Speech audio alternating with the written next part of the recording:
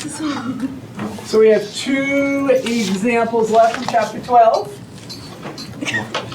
We are finding area of polar regions. And generally when we find area of polar regions, we want to use as much symmetry as possible. So this one says find the area of the region inside all of these leaves from this rose curve.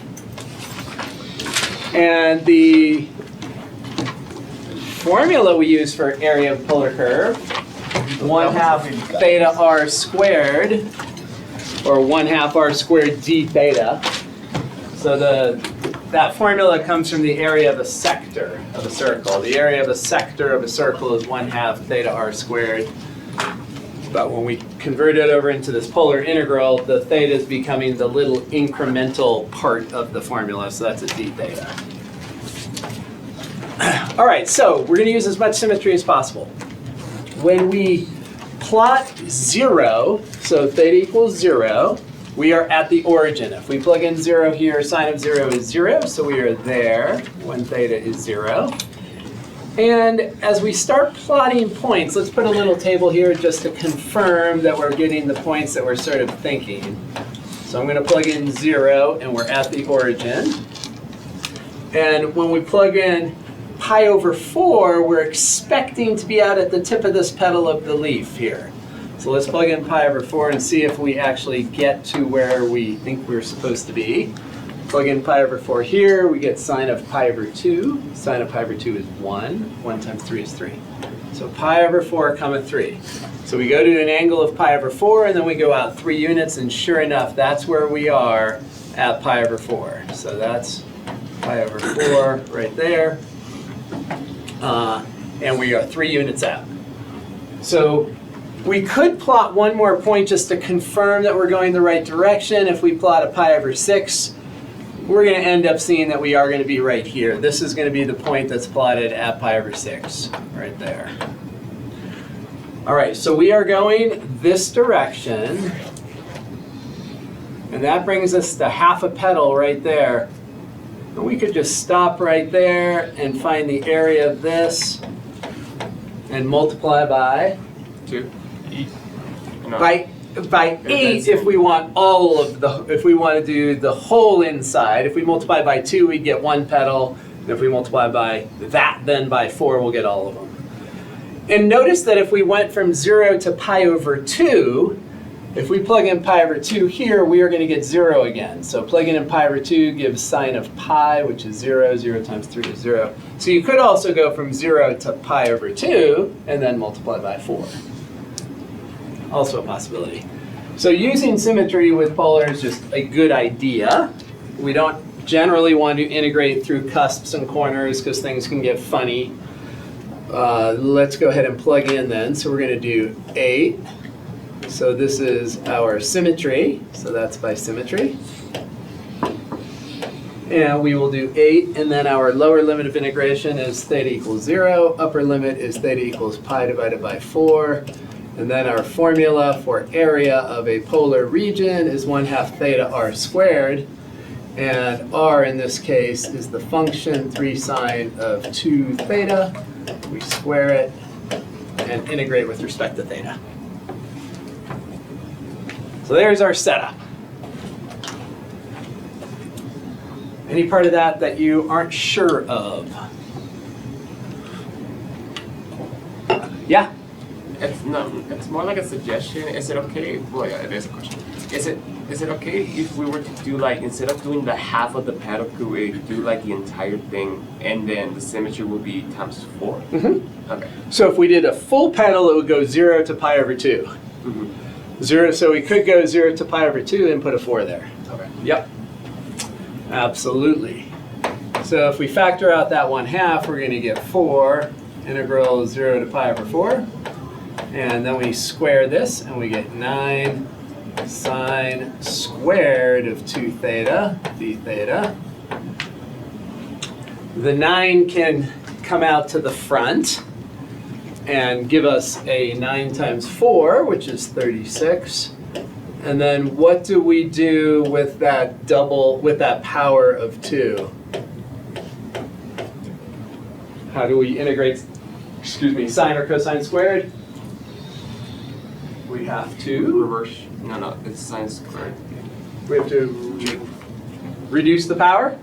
So we use power reduction identity. Power reduction identity for sine is 1 minus cosine of how much divided by 2? Cosine of, 2 theta. so no, this square is already, 4 theta. so we have to double the theta. So that theta is already 2 theta. So when we double it, we become 4 theta. So we have to double the angle. When you reduce the power, you double the angle. So we'll end up with that. And then the 1/2 pops to the front, giving us 18.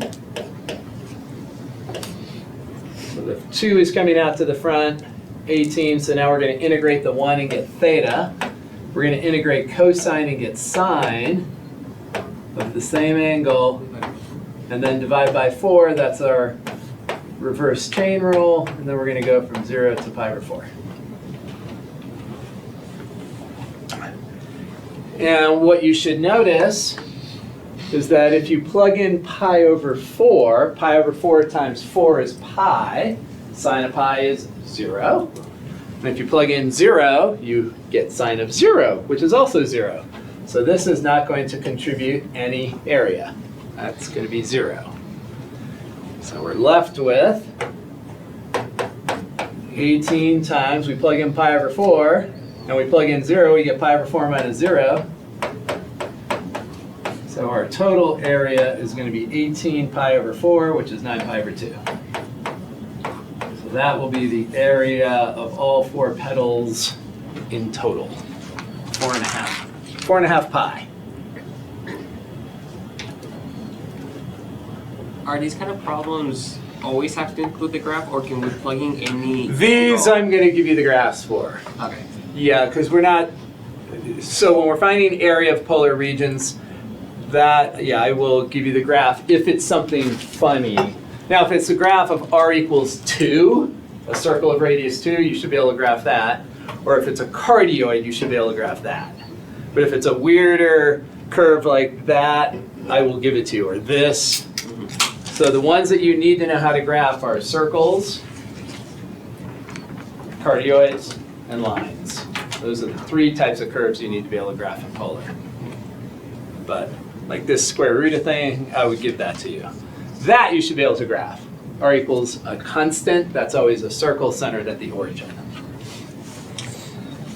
So here, this says find the area of the region that's inside the polar curve, r equals root cosine, and outside the circle, r equals root 2 over 2. Well, we know which one the circle is, that's this one. And this sort of blobby one, that's going to be the first function there. So we want inside this, but outside that. So that tells us that what they're trying to tell us is that we want this area, right? We want this crescent shape. That's the area we're trying to find. Again, using symmetry if we can, and it looks like we can probably just go from 0 to pi over 3 and get this, and then multiply by 2, double it. So let's take a look at the theta values and see where we're at. So let's plug in theta equals 0. So if we plug in theta equals 0, we're going to be here for the circle, and we're going to be here for the blob, I believe. Let's check the blob. So right there, cosine of 0 is 1, square root of 1 is 1, so we're going to be 1. So let's do this one as, this is the one that's more important. So yeah, we are right there. That is 1 unit, so here's 1. This ring is 1 unit. And then this 0 here at the circle is going to be the root 2 over 2 from the origin. So we're there. And then if we plug in, we kind of see that the graph paper indicates that we're probably at pi over 3 for the intersection point. So plugging in pi over 3 into the circle just gives root 2 over 2, right? There's no theta in there, so r is always root 2 over 2. Let's see what we get when we plug it in to the blob. Cosine of pi over 3. Cosine of pi over 3 is 1/2. And then we have square root of 1/2. Square root of 1/2 is 1 over root 2, and if we rationalize the denominator, we get root 2 over 2. So that is the intersection point right there. So we are going to find the area of this half crescent and then double it. So we'll integrate from 0 to pi over 3. So our area will be, let's see, so we're using that formula and we're using symmetry. So we'll put the symmetry first out front. We're going to go 0 to pi over 3, and then we'll put that there, keep it inside for a second, and then we'll cancel it. And then r, okay. So if we think of a general polar element, I'm coming out from the origin, bang, we hit this curve, and then we go through and hit that curve. This is very much like a washer problem.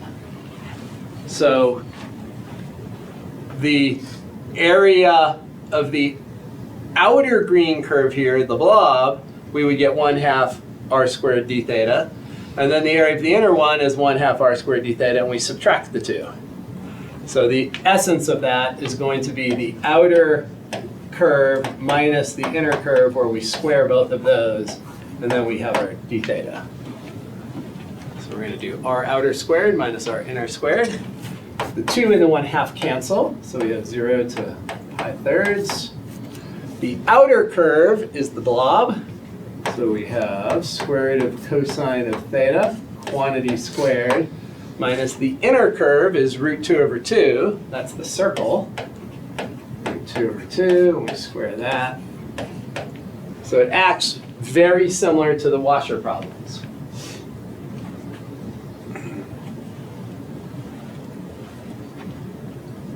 All right, any questions before we integrate there? The setup is the part that's generally the hardest.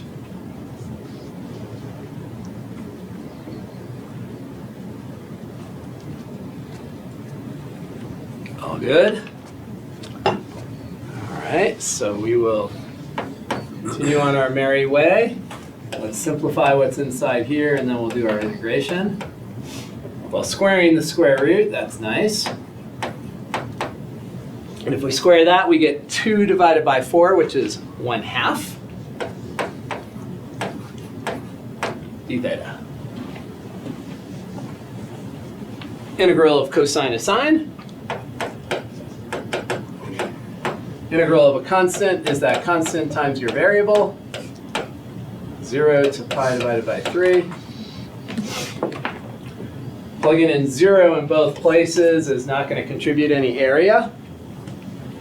Sine of 0 is 0, 1/2 times 0 is 0, so we really are only focused on that upper limit of integration. Sine of pi over 3, root 3 divided by 2, minus pi over 3 going in there. Pi over 3 times 1/2 will be pi divided by 6. So there is our area. If we wanted to get a common denominator, we could get a common denominator of 6 and make this 3 root 3 minus pi divided by 6. Bless you. Bless you. That'll be our total area.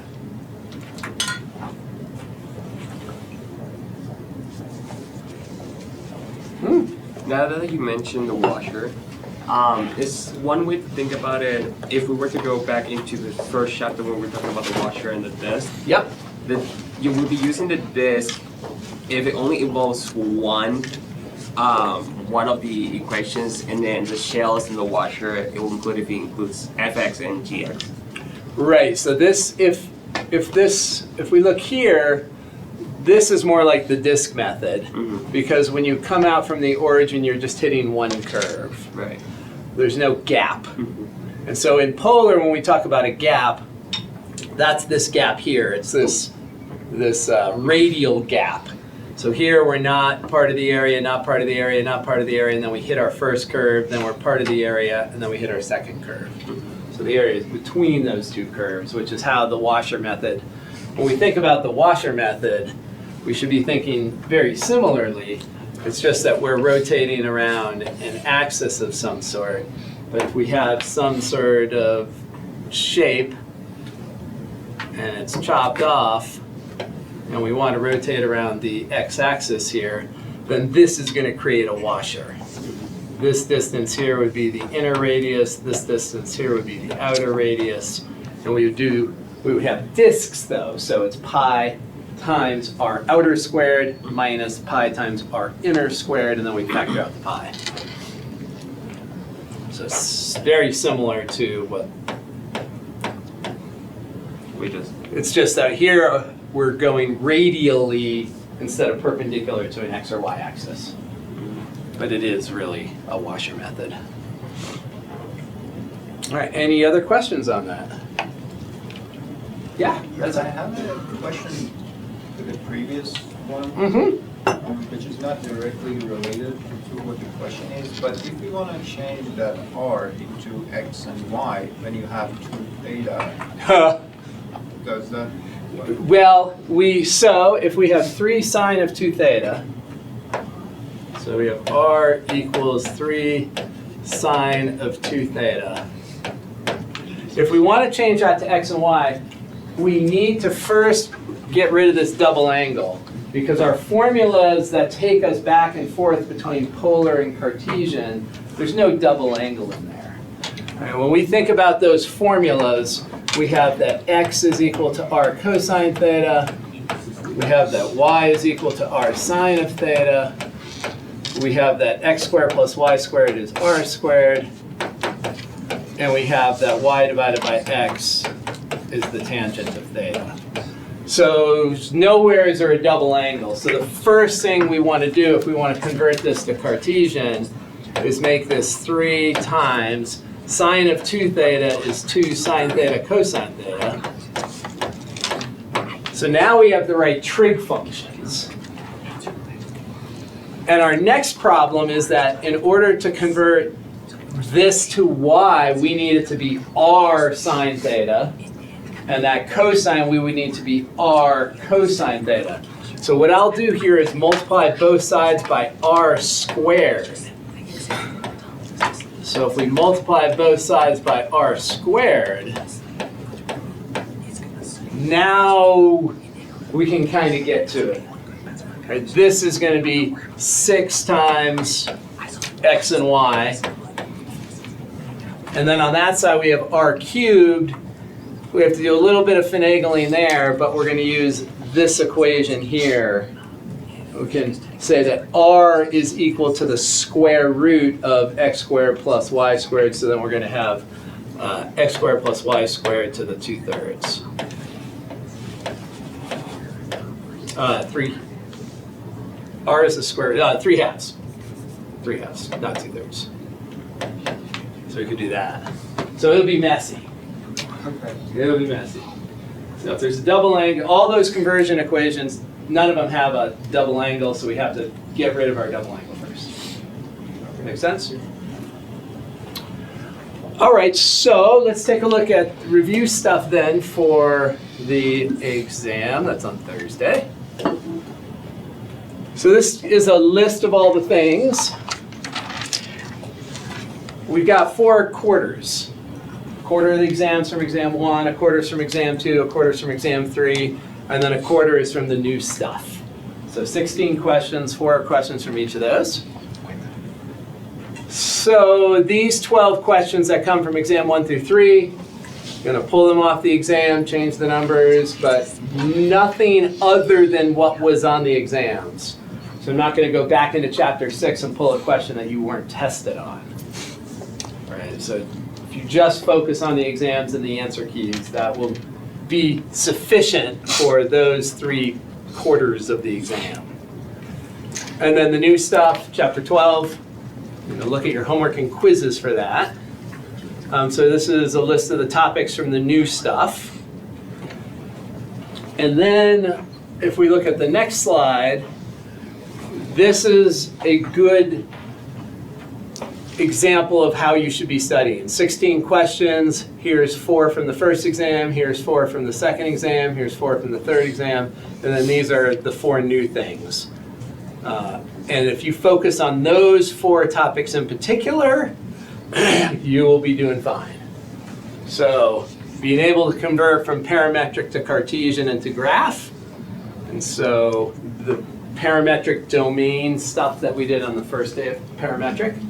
Can you say the same for the rest of it, like if we follow the topics that are mentioned? Correct. All the other ones, it's pretty straightforward. Yes, correct.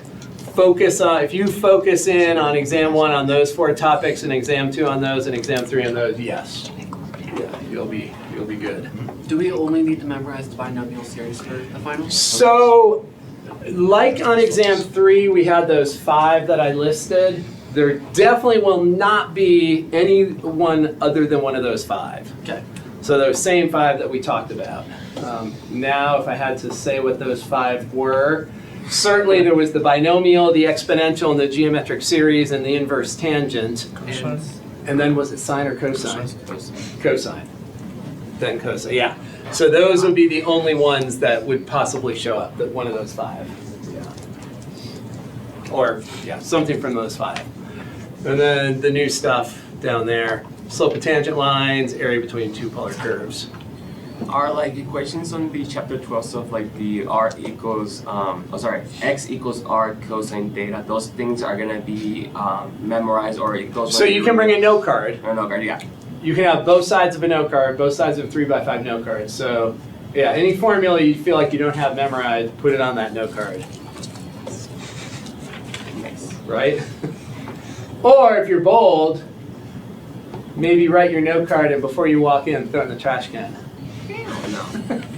Because you know what happens once you've written your note card. Ideally, it sort of sinks in. Yeah, those are 3x5s. 3 inches by 5 inches. No weird units. So, where we can start our review then is wherever you want. I assume, yeah. Is there any restrictions for what can be like on the? Nah, I don't care. Yeah, you didn't write anything. If you want to try to be clever and use multiple types of ink and have double layers, write with a highlighter on top, I don't care. If you want to try to be super creative, some of you are creative. I wish. So I would think maybe we want to go back to exam 1 and. Can we look at the topics one more time? Yes, absolutely. From chapter 12? Or like the other list of slide? expected Yeah. stuff. This slide? Yeah. So should we go back to chapter 6 first? Yeah. Totally up to you. I don't care. Can we do an improper integration? Absolutely. Improper integration? We can do it. We can do whatever you want. Okay, so let's see. Can I add a slide right there? So improper integration.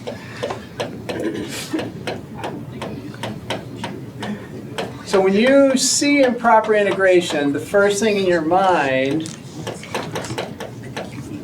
really should be the word limit. Because an improper integral means that you don't have a definite integral.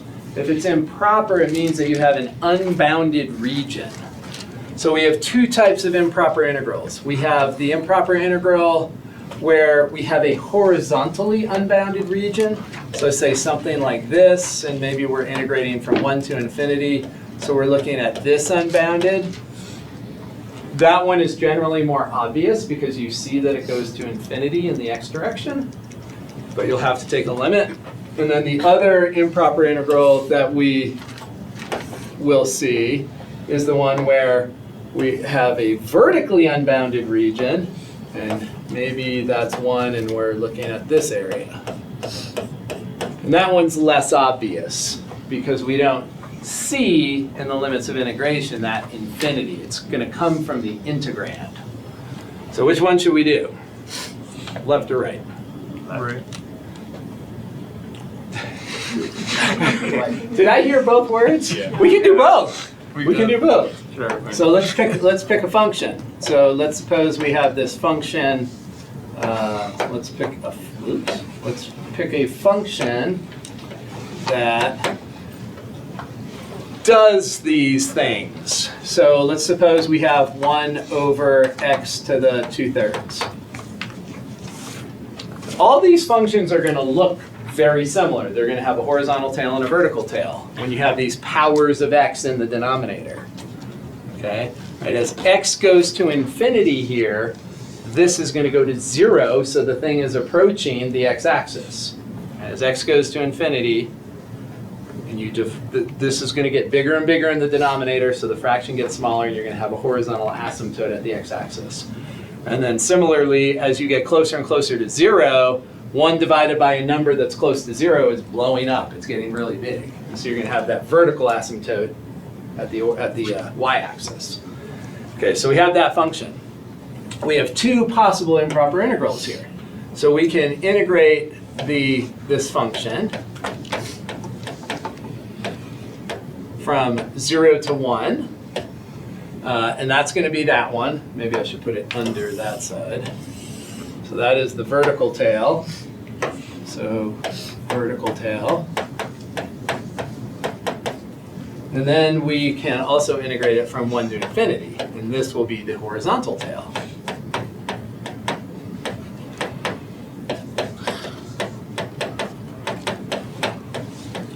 So those are our 2 options. And hopefully by now you know which one converges and which one diverges, I hope. But if you just are not conceptual, and you just want to do the math, and you don't even want to think about whether you're getting convergence or divergence, you can just do the math. Whenever we have an improper integral, the very first word that we write down is limit. You can't evaluate an improper integral without taking a limit. So here we're going to take the limit as b goes to infinity, and we're going to have the integral from 1 to b, and this is going to be rewritten as x to the negative 2/3 so that we can do our integration. So that is our setup. That's our first step. Same thing over here. Our very first word should be limit. Now, this is going to take a little bit of thinking. So we want to go to 0. And first off, notice that we don't see that it's improper directly. We have to look inside and realize that this integrand is undefined at 0. So that tells us that there's a vertical asymptote at 0. It's not a definite integral. Looks like a definite integral, but it's not. So we see approaching 0 from the right. So we're going to approach 0 from the right-hand side. Exactly. So this is going to be c to that, and this is still going to be x to the negative 2/3 so that we can use the power rule. So there's our setup on that one. Does everyone understand why it's going to 0 from the right? So when we're in this scenario here, you're moving in towards 0 and you're coming in from the right side. The function's not even defined to the left of 0. We're not even over there. So we're just coming into 0 from the right. Wouldn't it also be for the left side, be also discontinued when it's approaching to infinity? Say that once again. For the left side. Oh, this one. Yeah, so for when you plug in the infinity into x, that becomes, oh actually no, it becomes here, it doesn't become undefined. It becomes 0. So it just, okay. So it doesn't go from left to right, it just boom, there. Yeah. And then when we do this integration here, we get x to the 1/3, we add 1. So x to the 1/3, and we divide by 1/3, which means multiply by 3, we go from 1 to b. And that's going to look very similar over here. We're still going to have limit, and we're integrating the same function. We have 1/3, and we divide by 1/3, and we get 3. This goes c to 1, though. But so far, they look identical in terms of the, other than the limits. And so here we have limit. You could factor the 3 out if you want, pull it to the front. You don't have to. And then this is going to be b to the 1/3 minus 1 to the 1/3. 1 to any power is 1. So 1 to the 1/3 is 1. And then this limit is as b goes to infinity. Similarly over here, we can pull the 3 out, and we're going to get the limit of 1 to the 1/3, again, is 1. And then minus c to the 1/3. Now this is where you have to be careful, because in this limit, we're looking at b going to infinity. Over here, we are looking at c going to 0. So when b goes to infinity, we have b to the 1/3, and b is going to infinity. Where does that go? Where does b to the 1/3 go? As b gets bigger, b to the 1/3 goes to infinity. It also gets bigger. If you're graphing it, it's a bird wing. It looks like the square root function. It grows very slowly, but it does grow towards infinity. So that goes to infinity. And if you subtract 1 from infinity and then multiply by 3, not much is changing. You can't undo infinity. So this is going to diverge, so therefore this diverges. This tells us that this area is infinite. It's not finite. It is going to 0. It's just not going to 0 fast enough. So this is kind of like the harmonic series thing. Right? The harmonic series does go to 0. The terms are going to 0, but it diverges because those terms don't go to 0 fast enough. So that's what's happening here. And then over on this side, when we take this limit, as c goes to 0, where does that go? 0. 0, right? Third root of 0 is 0. And so this one is finite. So this one converges.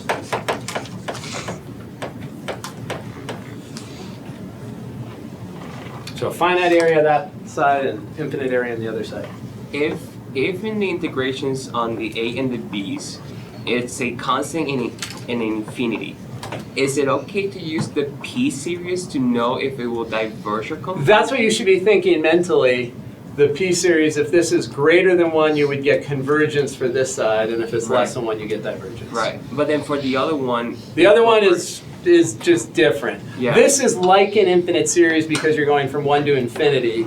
So 1 to infinity is what we have for an infinite series, and you Yeah. can translate it by thinking that each of the numbers in the infinite series is the area of a rectangle. So this one translates to infinite series, that one doesn't. okay. All right, other topic from the list? Can do work. Work? Yep. We can do work. And I'm suspecting that we want to do work in emptying a vessel. Yeah. So I'm not going to give you the hardest vessel. The hardest vessel is those circular things. We've got all sorts of crazy business going on. So let's do either the cone, a cone, or a parabola, or not just a cylinder. Cylinder is the easiest. Let's do a cone. Cone involves a few concepts, so that's nice. So let's suppose we have a cone, and we need to know the dimensions of the cone. So let's suppose the radius of this cone is 4, and let's suppose the height of this cone is 10. So meters, the units don't matter.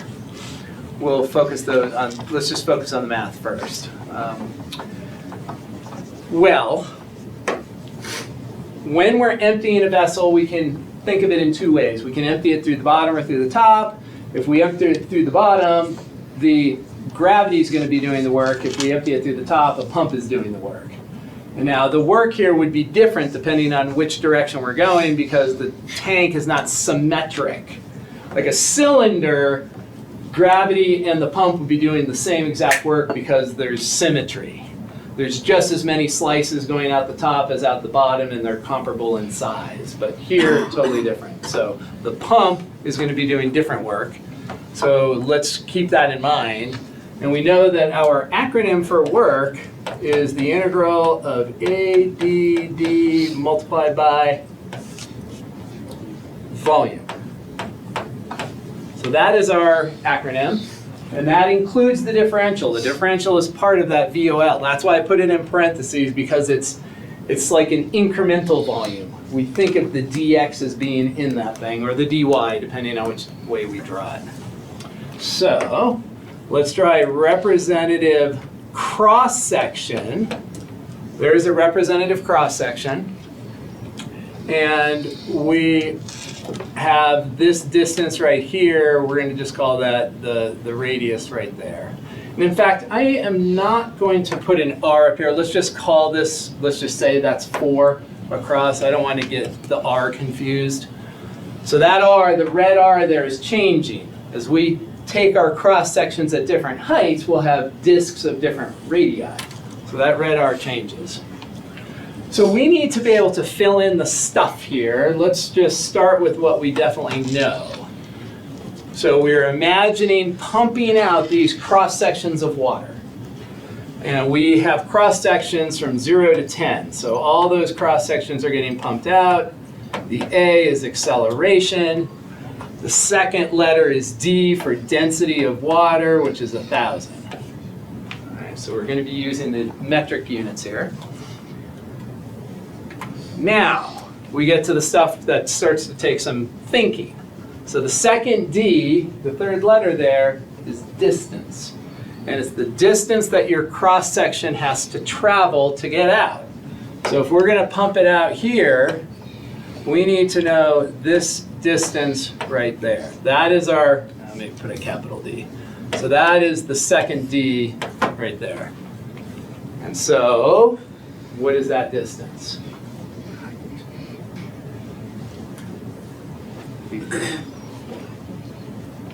So if we think about this random cross section, it's at a random y, right? Okay. Y is representing height. 10 minus D.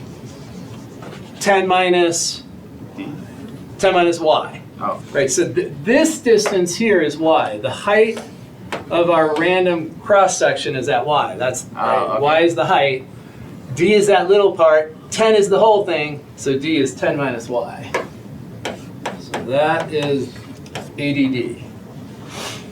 Okay, yeah, And if we were going in the other direction, would it be y minus 10? just y. Oh, okay. So if we're going to let it drain out the bottom, Oh, yeah. the cross section at height y has to fall y units. Yeah. So it'd just be a y. So if you were doing a cylinder, you could put either. Either would give you the exact same answer. So the volume piece, now instead of a cross section, we sort of inflate our cross section and make it three-dimensional, and it becomes a slice. Wait, so for this, are we doing a pump or gravity? We're doing pump. We're going to pump out the top right there. So And is the pump also 9.8? gravity is always the same Yeah. for the pump, because gravity is still affecting the water. Okay. So, right, gravity is still pulling on the water. So this is always going to be gravity, whether you talk about gravity doing the work and emptying the vessel, or the pump doing the work and emptying the vessel. Gravity is still pulling on it, and the pump is just working against gravity.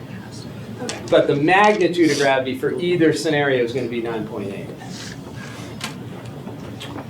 So when we go to do this part here, the volume, we need to make sure that we're thinking about this no longer as just a cross section. A cross section is two-dimensional. But we think of it as a slice, which is three-dimensional. So we're adding a little bit of volume. So we're talking about, instead of talking about a disc, we're talking about a puck. And we're talking about a three-dimensional, tiny, tiny, short cylinder. And so that's what this volume is. It's not the volume of the vessel. It's not the volume of the cone. And so the area of the disc is pi r squared. That's the area of the cross section. And so then the volume would be the area of the cross section multiplied by dy. All right, so we have to find the area of our disc, and then we multiply by the height of that puck, which is just dy. So we know that we're integrating with respect to y. This r needs to be converted into an x or a y, and now we know that we definitely have to convert it into a y because we're talking about horizontal cross sections. Okay, so that means that we need to take a look at trying to create an equation that relates r to y. And if we take the diagonal edge of that tank right there, we can say that this point up here is 4, 10. So that point is 4, 10. So the R is right there. What is the equation of this line right here? The equation of that line. 10 over 4. So we're going to take the slope of that line, which is the y change over the x change, which is 10/4. So this line is going to be y equals 10/4 x plus 0. The y-intercept is 0. So this is y equals 5/2 x. And now we have to isolate the x because we're measuring the radius as a horizontal measurement. So that is the radius as a function of y. So that tells us how far to the right we are from the y-axis given a particular height.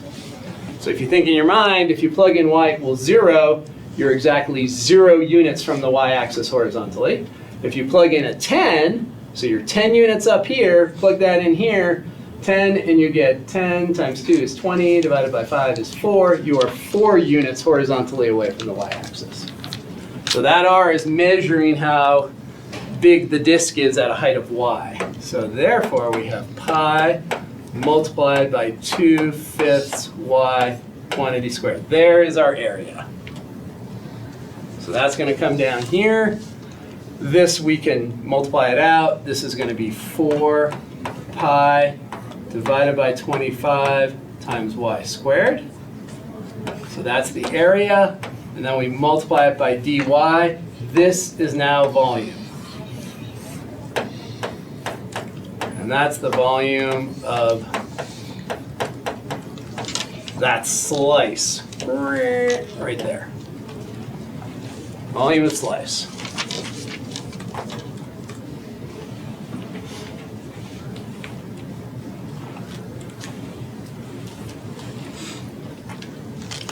All right, any questions on that setup?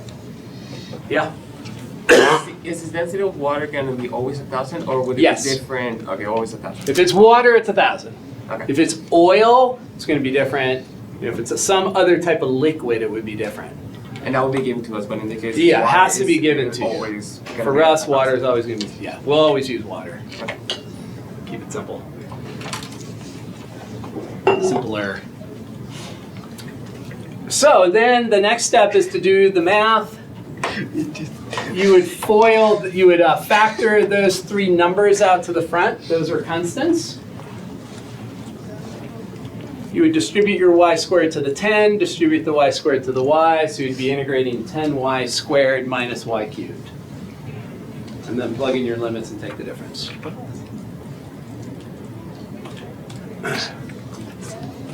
All right, next topic. Another topic from that list you want to take a look at? So, a washer problem?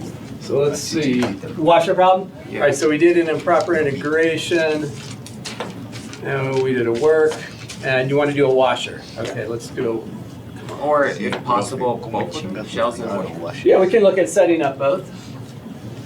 So let's add a page. So let's draw something that we could do both washers and shells with. So let's suppose, let's see, if we do that and we do that, that will give us both. All right, so let's suppose we have this triangle. Let's suppose that this is at 2, this is at 4, and we have the triangle right in there. So we have this as our shape. Okay, there's our triangle. Let's suppose that we are going to rotate around, let's keep it numbered different, let's make that a 5. So let's rotate around the line x equals 5. So that's what we're going to go around, x equals 5.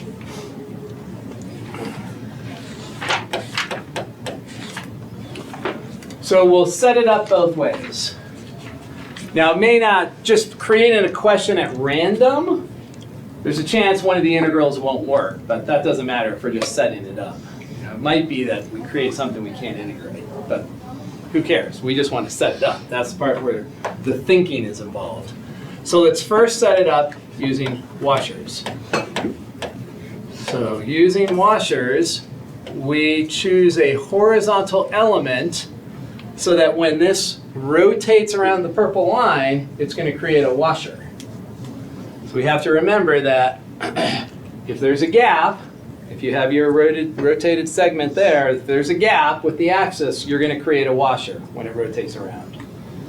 If it's touching the axis and it rotates around, then you get a disk. But if there's a gap, you're going to get a washer. So we have two radii that we have to look at. This distance right here from the axis to the first curve, that's going to be called the inner radius. And then if you go all the way to the left curve,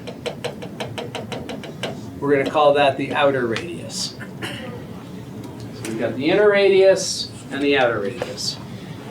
And we know that for a washer, the area of a washer is pi multiplied by the outer radius squared minus the inner radius squared. So it looks a lot like what we saw with the polar area.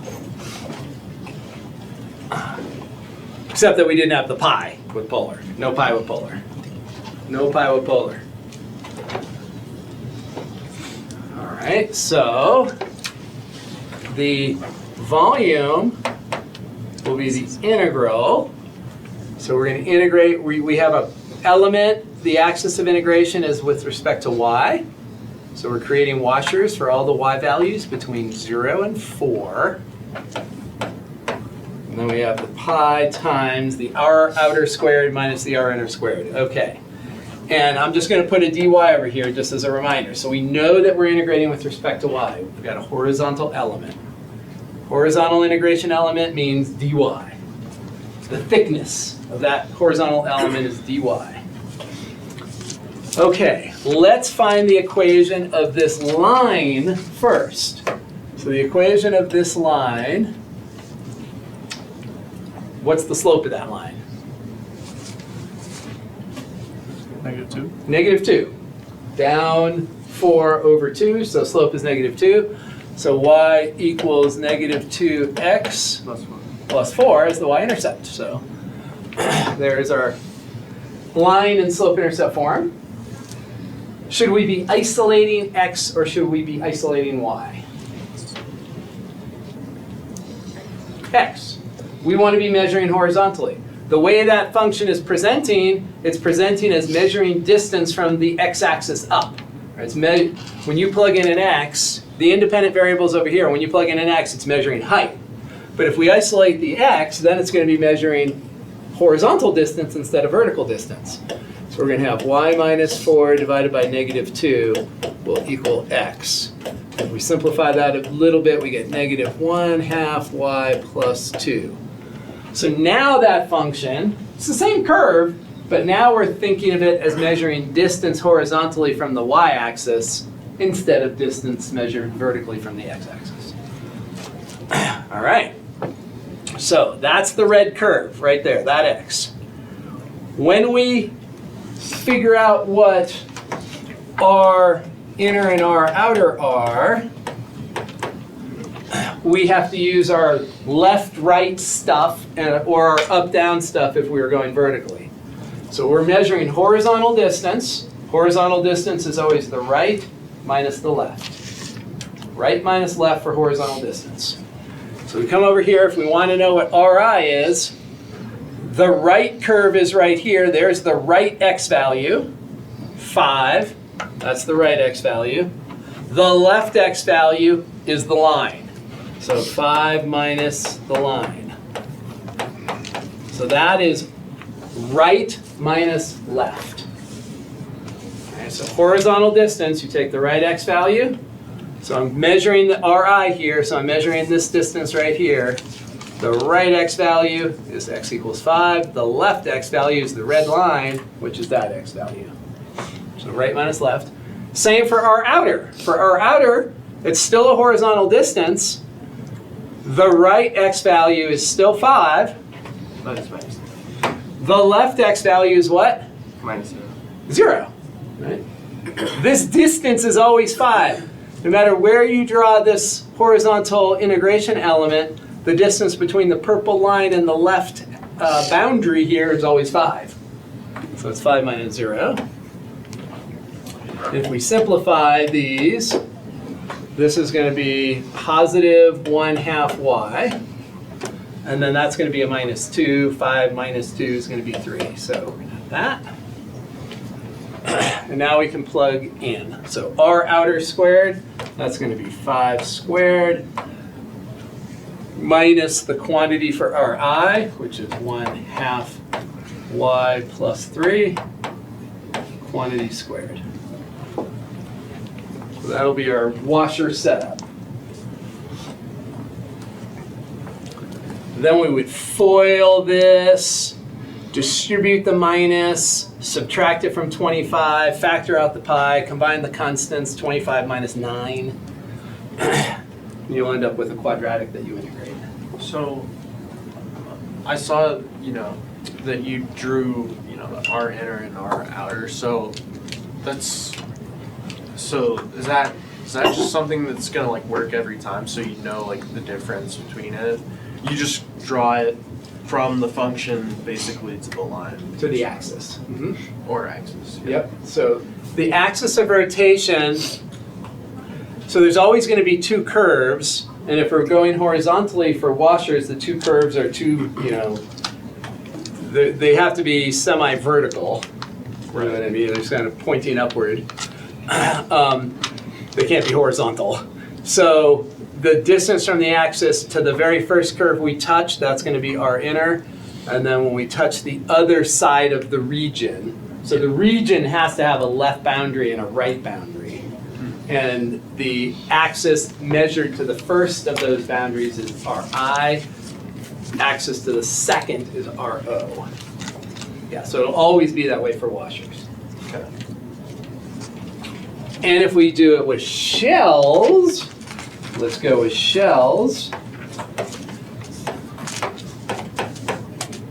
So cylindrical shells, now I'm going to draw a vertical element here at x. So for it to be a shell, that's a cylinder, the axis and the element, the integration element, have to be parallel in order to create a cylinder when you do your rotation. It's got to be parallel. Perpendicular creates a disc or a washer. Parallel creates a cylinder. So we look at this, and that little purple element, when it rotates around, it's going to create a cylinder. The height of the cylinder is right there, and the radius of the cylinder is whatever that distance is right there. That's the radius of our cylinder. All right, so let's come over here. We know that the area of a shell or a cylinder is the perimeter of the bottom, also called the circumference, so 2 pi r times h.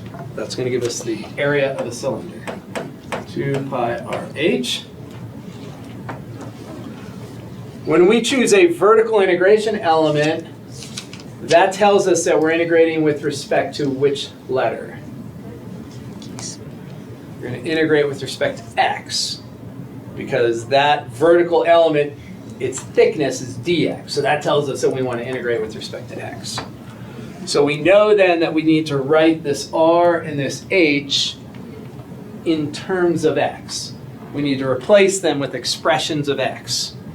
So let's first look at the radius. The radius is a horizontal distance here. We're measuring this horizontal distance right there. Horizontal, right x minus left x. The right x is 5. The left x is x. We called it x. So that's going to be 5 minus x. That is the horizontal distance between our random element and the axis of rotation. So 5 minus x. And then the height also as a function of x. So we look at the height, and that's how we originally presented the equation for that line. We are measuring height. When we isolate y, we're measuring height. When we isolate x, we're measuring sideways distance. In what cases would the radius just be x, or would it be If, x minus? so if we were rotating around the y-axis, then that radius would be just x. If we were rotating around, say, the line at -2, what would the radius be? If this is over here at -2, this axis of rotation, what would that distance be? Would it be plus? Mm-hmm. So x plus 2? Yes. Okay. Because it's x, sorry, it's 2 minus x. It would be x. X minus minus 2. Exactly. X minus minus 2. Because the right x is x, the left x would be -2. So So it'd be x minus minus x. It's right X minus minus left. minus 2. right minus left. Right minus left. Yeah. Still, it's always right minus left when we're doing horizontal. Yeah. And the other conceptual way to think of it is that x is measuring this distance, and this distance will be 2, and so that cumulative distance will be x plus 2. And then the math way is to do it exactly how you said it. The right x value is x, the left x value is -2, so it's right minus left, so x minus minus 2, And so which is x plus 2. for you know, if it was rotated on the y-axis, then why would it just be x? So if we were rotating around the y-axis, you said? Yes. So if we're rotating around the y-axis, so if we're just going to rotate around this axis right there, isn't that distance right there just x? Yeah. Because that's what that x means. That x means how far it is from the y-axis. So if we were going to take this triangle and rotate around the y-axis and use shells, this distance here is x. Oh. That would be oh, the radius. Yeah. Okay. Because there's I nothing get to subtract with it. It's just measuring from 0, so in that case, 0. just x minus 0 is just going to be x. Yeah. Unless it was like distance for like x equals 5, and in that case that will matter, or from x equals -2. Yeah, exactly. So if we're just going to the axis, we use a 0. So the right x is x, the left x is 0, so x minus 0. So, but anytime we measure horizontal, it's always the right x minus the left x. Anytime we measure vertically, it's the upper y minus the lower y.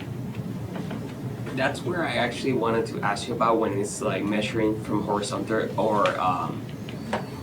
or vertically. When it comes to washer, if you're measuring from horizontally, would that be in respect to y? And then if it is measured in vertically, that will be in respect to x? So the horizontal or vertical measurement, you're always doing upper minus lower for vertical, always doing right minus left Right. for horizontal. It depends on whether you have a washer or a shell. Okay, in this case, this is a washer. So if we have a washer, and Right. you said if we were going to rotate this direction, If it right now, like as we're rotating on x equals 5, mm-hmm. and it's and we're doing from right to left, Mhm. and it's a horizontal. Mhm. That will be in respect to x. So this is with, when we have this set up here, when this is horizontal, we're solving for x, which means it's in terms of y. Okay. Okay, so yeah, that's the part that gets a little sort of dyslexia-like. Yeah. You know, it's like, if we're measuring horizontal, it's the right x minus the left x, and the function that measures that horizontal distance will be a function of y. Right? So when we're measuring up here, when we measure this r outer, we're getting a or let's look at the r inner, there's no letter there. We're getting a function of y, right? This is measuring horizontal, but we have we're getting a function of y. Right. Right? Because when we isolate x, you write x equals a function of y. So your x value is actually a function of y. You've got to be a little careful with the language there. So I say x value, so that means isolate x, and when you isolate x, you get a function of y. So when you do right x minus left x, the x's are gone and you have just y's. We're seeing that? And so that is going to be the area of our shell then over there. And our volume, so when we integrate this,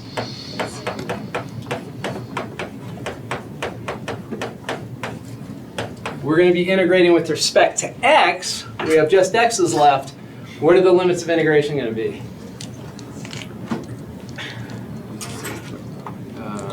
So we're drawing these vertical elements. We're integrating with respect to x. So 0 to 2. Yes. 0 to 2. Exactly. FOIL that out. You have a polynomial. You integrate power rule. All right, let's go ahead and take a 10-minute break. Take 10. Regroup. Figure out which type of problem you want to see. And we'll do it. You have a question, James. Yeah, binomial is kind of cool.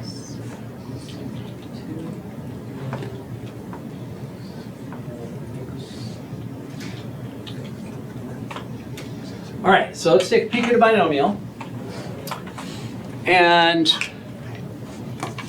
let's suppose that we have 1 plus x to the minus 4/5. So that is a binomial raised to a power. And back in algebra, when you took a binomial and raised it to a power, that power was always a positive integer. You know, you had 1 plus x squared or 1 plus x cubed, and you FOILed it out, blah, blah, blah. Now, what we did was generalize the concept of a binomial coefficient, and we're going to rewrite this as an infinite series. We're going to rewrite it as a power series centered at 0. All these binomial ones, there was a couple examples where they weren't centered at 0, but 99% of binomials you're centered at the 0, centered at the origin. And when you do this, you are, whatever your power is, that's going to be the upper number in all of these binomial coefficients. And your expansion, turning it into this power series, it's going to look so much like the geometric series. Remember that the geometric series, 1 over 1 minus x, is 1 plus x squared plus x cubed plus x to the 4th, etc. All right, that's the GS, the geometric series. And this looks a lot like it. It's just that you've got these weird coefficients. Instead of coefficients that are all 1, you have coefficients that are these strange binomial coefficients. But it's very systematic, right? You're just taking whatever the power is, and you're choosing 0, 1, 2, 3, etc. And that should be a square there. X cubed, etc. So that is the power series for this binomial raised to the negative 4/5. Okay. So the only thing we really need to understand is how to evaluate each of these coefficients. And the first one is always 1, just like the geometric series. It's always 1. And the idea there, if you go back to the statistics or probability way of thinking of binomial coefficients, if this was, say, 2 choose 0, the idea would be how many ways can you choose 0 things from 2? 1, don't choose anything, right? 2 choose 0 is 1 because there's only one way to pick, 2 choose. If you're going to pick nothing, that's your one option. Pick nothing. So there's one way. And then this one is always going to be P, whatever P is. So those two are pretty automatic. You don't want to, but practice those. Make sure you don't want to get confused and put the wrong number for either of those two, because those two are automatic. This one you can also do mathematically if you somehow got confused. You could do it mathematically. Negative 4/5, choose 1. Remember that we take the top number, the P, And the bottom number, we take the factorial. Well, 1 factorial is 1, and negative 4/5, we write repeated factors up here where we subtract 1, but we only want 1 factor. So you can do that one mathematically and get there just fine. Okay, so now let's get to the more, uh-oh, why did that not work? Okay, so now let's get to the more difficult coefficients. Let's get to the x squared one. So negative 4/5, choose 2. That means start with negative 4/5 in the numerator, and then we subtract 1, so minus 5/5, and we get minus 9/5. And we keep subtracting 1 until we get this number of factors. Oh, we're done. Right, 2 there, we need 2 factors. And then we divide by 2 factorial. So that's all we have to do now is simplify. So we're going to have 36 divided by 25 divided by 2, which means multiply by a half. So this will simplify to 18/25. So that's what goes here, positive 18/25 times x squared. Don't forget your x's, right? You're writing a power series. So this is the power series, so you have to have the powers of x. It's a function. And then we have to do the negative 4/5, choose 3. I'm going to just move those over a little bit. So negative 4/5, choose 3.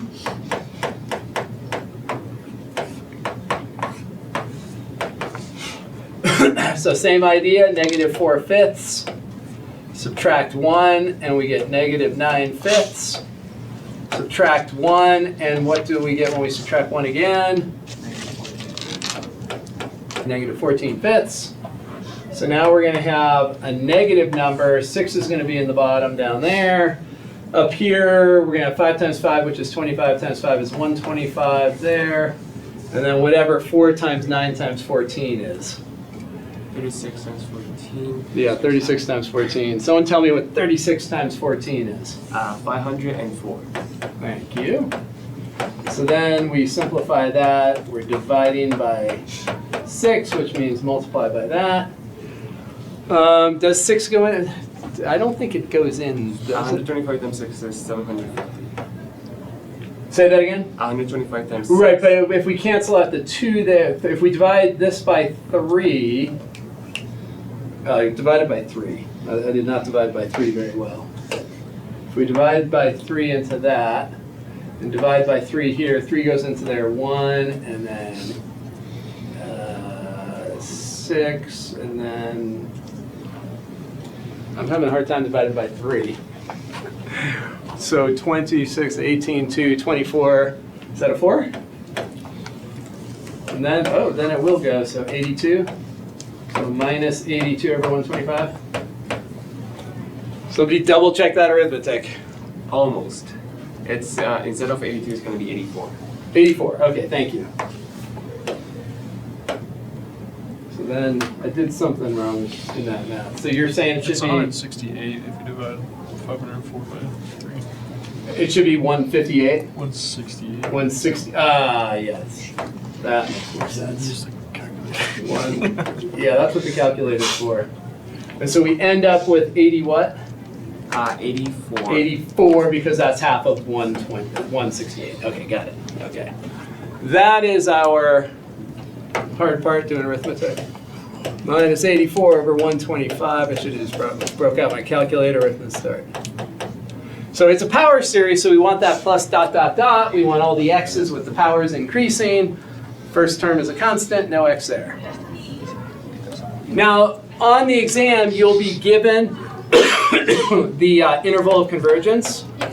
So when this is negative, now I'm forgetting, if somebody has it right there, tell me. When we have negative 4/5, is that, does anyone remember? Anyone got it there? The interval of convergence. So the interval of convergence will be given to you. It goes from negative 1 to 1. And if it's bigger than 1, you include the endpoints. If it's less than... So for the Wait, hold on, this is binomial series, never mind. So negative 4/5. So if you look at, if we go to our notes, to the binomial series, which is in here. Okay, so this Go to is binomial if series. c is less than or equal to -1. So here is our, so if it's bigger than 0, we include both. If it's less than or equal to -1, we include nothing. And if we're in this thing, this is the part I can never remember, we include the right endpoint. It should be pretty easy, but I don't know why. So no endpoints, both endpoints. And if you're in between 0 and -1, you include just the right endpoint. So that will be given to you, though. That's always going to be given to you.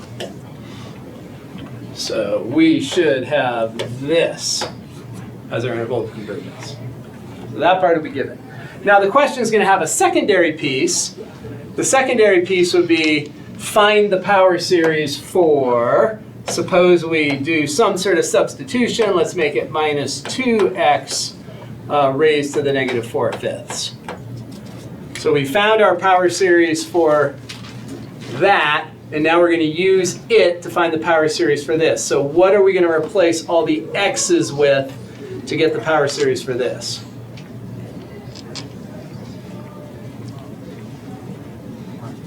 Minus 2x.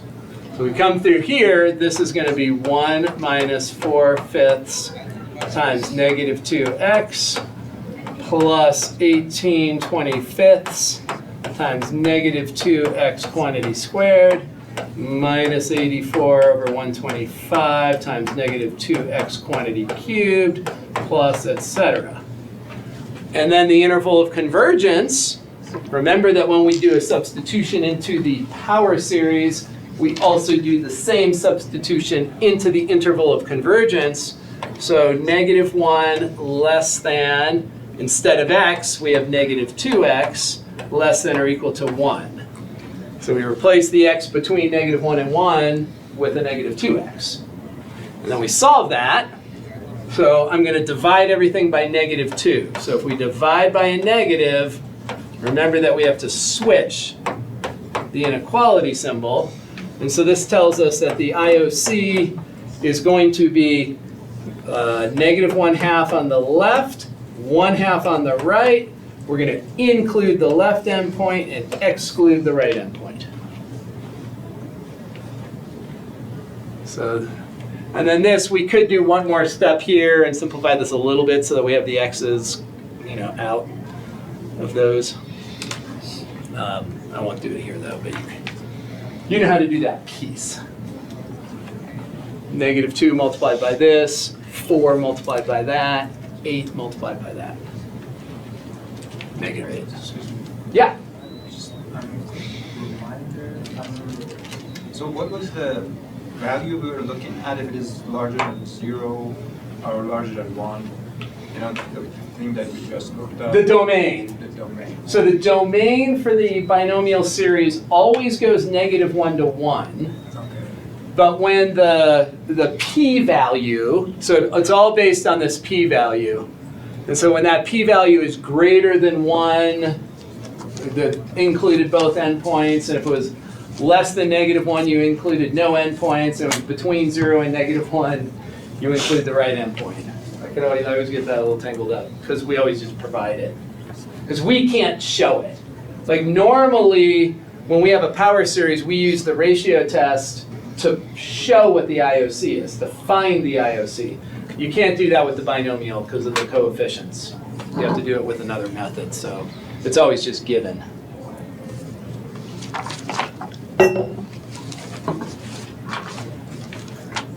So, sorry, so with the interval of convergence, how do we decide which endpoints are like the brackets? Like which ones? For right on this one here, Yeah, and also for the one at the. this one's given. Right. So that's given and it's based on that thing up there. So I will give that to you. I'll tell you what it is. I just mean like if it's like parentheses or. So the parenthesis, we exclude, the bracket we include. So that's given to you. So then down here where we have to figure it out, this one means that x is going to be between -1 and 1 in this fashion. Okay. That's what that one means. And then when we replace that x with the negative 2x, we keep those how they are, but then when we divide by a negative, we have to flip them. And so we divide everything by negative 2. Do you see it? Yeah. And so now we're including the one at the negative half because of that equal to piece. And we're excluding the right endpoint. Yeah?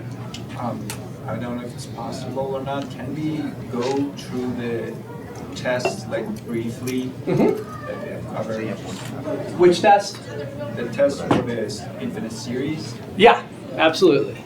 So if we go over to that, and to the test that we took. No, the tests we use to Oh, discover convergence. 100%. Yeah. So if we go to, that would be, I think, in this section. Our test should be right there. So all the list of the tests. Yeah, just briefly. Yeah, talk about them. So first off, these tests are for series of numbers, not power series. The only two tests that we transfer from series of numbers over to power series, ratio and root. Those are the only two that we think about for ratio for the power series. So when we have infinite series of numbers, that's where we have these, whatever there were, 10 tests. Okay. Good, ratio test, optimating series test. All those tests. So this is for a series of numbers. So you're imagining, things like the harmonic series or some variation of the harmonic series. And remember that with the first one, when we're talking about a series, we have to keep clear in our mind when we're talking about the sequence and when we're talking about the series. So if we look at this, so if I write this is the harmonic sequence. And the harmonic sequence converges to 0. That's the harmonic sequence.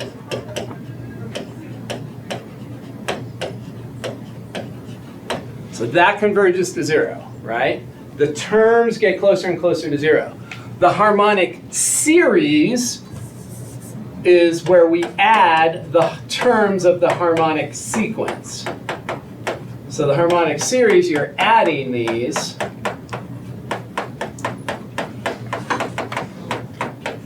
And that diverges. So the very first test that we always think about in our mind is that if the terms in a series don't go to 0, then the series has to diverge. So for example, if I have something like 1 plus 1 plus 1 plus 1, etc., these terms aren't going to 0. These terms are going to 0. So if these terms are going to 0, then the divergence test is inconclusive. Because the terms going to 0 could give you divergence, or here's another one where the terms go to 0, but it gives us convergence. If we had something like 1 plus, if we had the sum of square denominators, this does converge. So the terms here are going to 0, but you have divergence. The terms here are going to 0, but you have convergence. And so a lot of the work we've done this semester with improper integration, infinite series, is figuring, okay, the terms are going to 0, but how fast? Right, that's, right, because we have this picture, we've had this picture hundreds of times. That picture right there. The function is going to 0. That doesn't necessarily mean that you have finite area here, though. Right? We have to do the work. We have to do the improper integral. So the very first test, this divergence test, if these terms are not going to 0, you know it diverges. So that's what I refer to as egregious divergence. The terms aren't even going to 0. There's no question. It has to diverge. Whereas up here, the divergence test is inconclusive. Right? Because both of those have terms that are going to 0, So the divergence test just says it might converge. We don't know for sure that it diverges.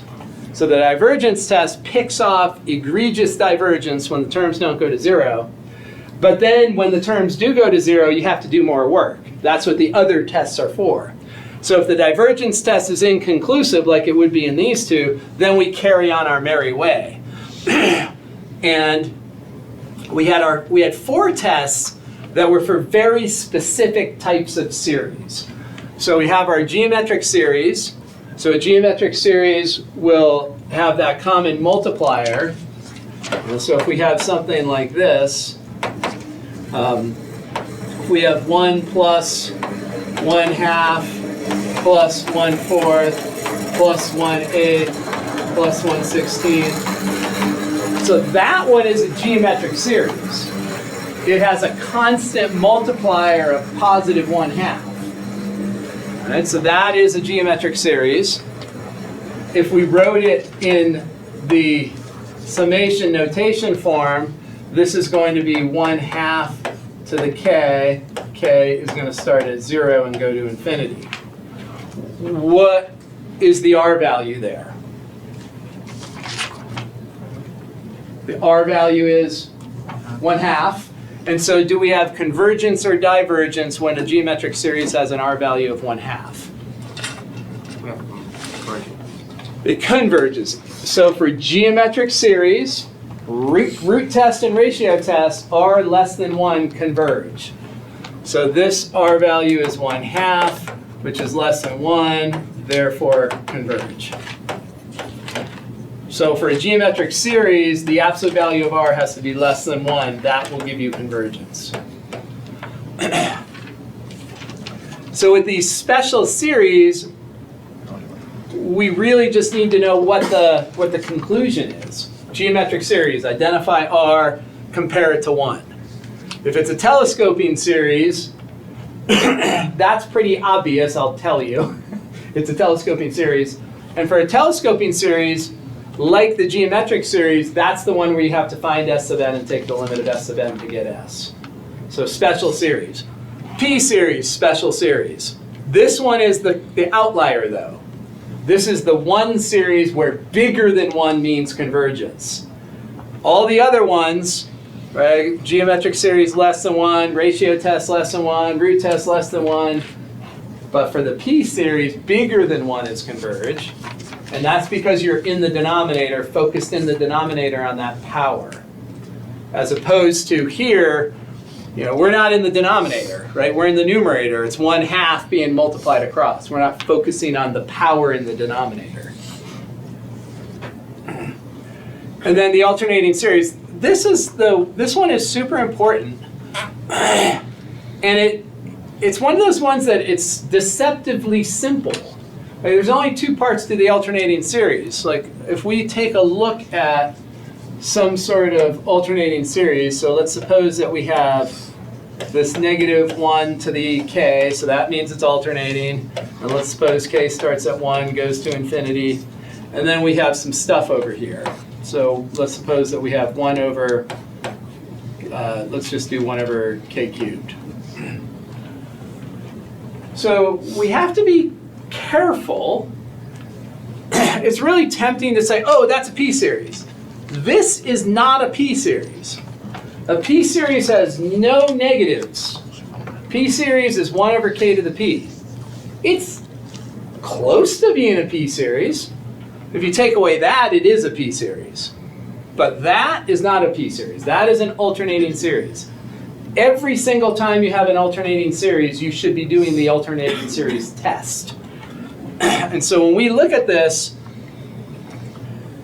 if we were to write this out, when k is 1, we're going to get -1 right here. So we're going to get -1 plus. Then when k is 2, that's positive, so 1/8.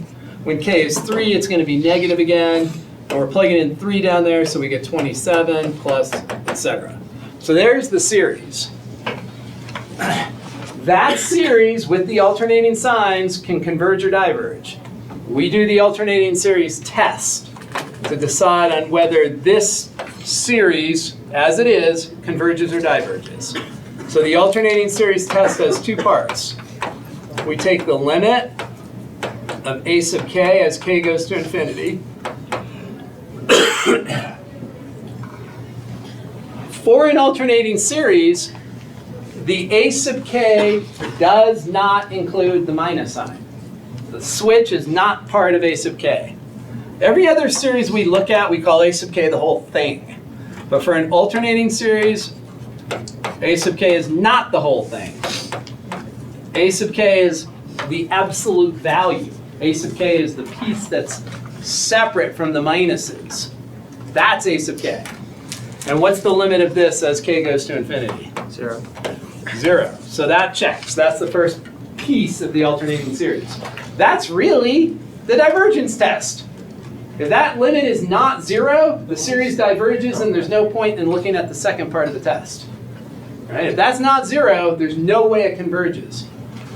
The only way a series can converge is if these things are going to 0. If these terms are not going to 0, you're down here and it diverges automatically. So that passes. So now we say the second thing. Okay, it's going to 0. Are the terms' magnitudes also getting smaller? So the second piece is we want to show that the terms, that it's decreasing. So we want to show that as we go further out to the right, the next term is smaller than the prior term. But again, no signs, no negatives. Right? Negatives are gone. We're just dealing with the non-switch part. And so then we do the thing where we plug in 1 over k cubed. That's going to be our a sub k. And then a sub k plus 1, we put in a plus 1 for the replacement of k. And of course that's going to be true, right? This denominator is bigger, so this fraction's smaller. Like intuitively we know it's true. And that's why when we get to the power series and we're looking at endpoints and we have an alternating series at one of the endpoints, that's why in that section we say, just look at it. You can tell if it converges or not. If the terms are going to 0, and as the denominator gets bigger, the fractions are getting smaller, it converges. We know that it's intuitive. You can also think about it as in using the p-series test, right? If it is in the form of the p-series on the original function of the No, don't do that yet. No. No? No, no, no, no. Oh, wait. Because we're dealing with the alternating series. Do not think of it as a p-series yet. No, but you can use that as a reference to say that. In the next part. Okay. But for this part, when it's an alternating series, do not think of it as a p-series. Right. You get tangled up and you start saying, oh, it converges because 3 is the p-value. Mm-hmm. Don't do that yet. For alternating series, limit is 0 and then multiply both sides here. So here, the alternating series is not a p-series. Alternating series alternates. A p-series does not alternate. And so then we take the square cubed root of both sides. We get that, and then we get 1 greater than 0. Yeah, that's true. So now the series with the minuses converges. So this alternating series converges. We don't know what it converges to, but it converges. Next question is when we get to Sebastian's point. Once we know that this converges, then we go to the p-series, but not until we know that this converges. So once it converges, then we consider the series where we take away the switch. So now we take the switch. This is the series of absolute values. So now we've taken the absolute value, we take away that. And the reason we do that is we know that this series converges. The question is, how does it converge? Does it converge absolutely or conditionally? So in other words, if this just takes all the terms and makes them positive. So now we ask this question. Is that series also converging if we take away all the minuses, if we make them all positive? Yeah. This is a p-series. Now we go to p-series. So here we say, oh, p is 3, this is bigger than 1, therefore it converges. So those would be absolute. So this one now converges, and now we dovetail the two together. So because of that, and that, then we have absolute convergence because they both are converging. But we don't want to think of the alternating series as a p-series. First, do it just a regular alternating series test. So now, if this was 1/3, let's suppose this was k to the 1/3. All of this would still be true. You would still get convergence of the alternating series. But the rest now. So if that is 1/3, the AST is going to show convergence. That will still be true. The two pieces of the alternating series test will still be both check. They'll give you convergence. But then when you come over and do this, to classify that convergence, here this is a p-series, this is less than 1, therefore that's going to diverge. So therefore the convergence type would be conditional convergence. So these two are going to go together and you're going to get conditional convergence. But you still go through the two steps of the AST before you ever even consider it as a p-series. So we still would do that stuff. So that's another special series, the alternating series. And then we have our last four. So the integral test, and again on the test I'll tell you what to use. So the integral test is going to be used when you can integrate the inside, integrate the summand. Now let's just talk about the conclusions for a minute, because on that test there was some shenanigans. For the integral test, you turn it into an improper integral. So like we did earlier, 0 to infinity, 1 to infinity, whatever it is. If that improper integral is a number, it has nothing to do with whether it's less than 1 or equal to 1 or greater than 1. If you do an improper integral and you get a number, that means that the improper integral converges. Doesn't matter what the number is. It's just finding the area beneath the curve. Okay, so it could be 0.5, it could be 1, it could be 1,000, it could be 10 pi, doesn't matter. If you get a number, it means that that improper integral converges, which then tells you that the infinite series converges. So don't get, there's a couple of people that got caught up and said, oh, the number is less than 1, so it diverges, or the number is greater than 1, so they're converged. It just has to be any number, so a real number. If that improper integral converges, the integral converges. And then we have our easier two, the root and the ratio. If we've got factorials, we go ratio. If we've got powers of k, we do root. And then we have our kind of obscure comparison test. So if things are like a p-series or sort of like a geometric series. So the classic example there, this series, if we do 1 over k squared minus 1, that's not a p-series. It's not 1 over k to the p. But it's very closely related. We would choose b sub k to be 1 over k squared, and the series 1 over k squared, that is a p-series. And so our conjecture is that this series that is a p-series with this has a p-value of 2, which is bigger than 1, therefore it converges. Our suspicion is, subtracting 1 from the denominator is not going to change anything. This series is going to do the same thing. It's going to converge. Right? That's our hunch. Good hunch. But we can't just say that this converges because it's a p-series. Because it's not a p-series. This is where we use the comparison test. So if we are going to use the comparison test,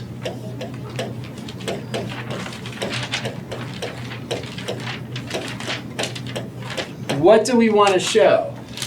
For the comparison test, the series that we're analyzing, that's a sub k. A for analyze. So we want to analyze that series. what would we want to show? Do we want to show that the a sub k is less than or greater than the b sub k? A sub k is less than b sub k. So we have a b sub k series that converges, and we have two guiding principles. If we have a convergent series, if you have a related series that's smaller than it, it has to converge.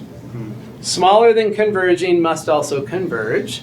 And then we had a similar thing, if we have a divergent series, Then the a sub k has to be greater than diverging will also diverge. But if we have a divergent series, anything that's less than it, it could also diverge, but it could converge. So our two guiding principles, bigger than diverging diverges, smaller than converging converges. So we want to show this direction. If we can show that, we're done. Let's check. Are we going to be able to show this? We should know. If you subtract 1, you're shrinking the denominator, which means you're growing the fraction. So are we going to be able to show that this is less than that? Are we going to be able to show that? And of course the answer is no, because if we shrink the denominator, we increase the fraction value, so we get this. That is false. 0 is not less than -1. So that is false. If this was a +1, then we'd be able to show it and we'd be done. And we could say therefore converges by direct comparison test. Okay, well, when that's false, then we go to the limit comparison test and we take the limit of a sub k over b sub k as k goes to infinity. So the a sub k here is the original. So a sub k. And if you divide by b sub k, you're multiplying by the reciprocal, which is going to put a k squared in the numerator. Would you be able just to like look at the function and say, you know, we could just, from here, we could just jump straight to the limit comparison test? Or do you have to like... You've got to show, you've got to do the math here. What the math is supposed to confirm what you sort of internally know to be true. So we internally know that if we shrink this denominator, right, so we've got the k squared, if we take away 1, we've shrunk the denominator, so we've grown the fraction, so we know that this is not going to be true. That's our intuition, but we still have to show it. Right, the math should confirm what we are suspicious of, or what we suspect. So you do want to show that before we jump over to limit comparison tests. And now, what is the limit of this?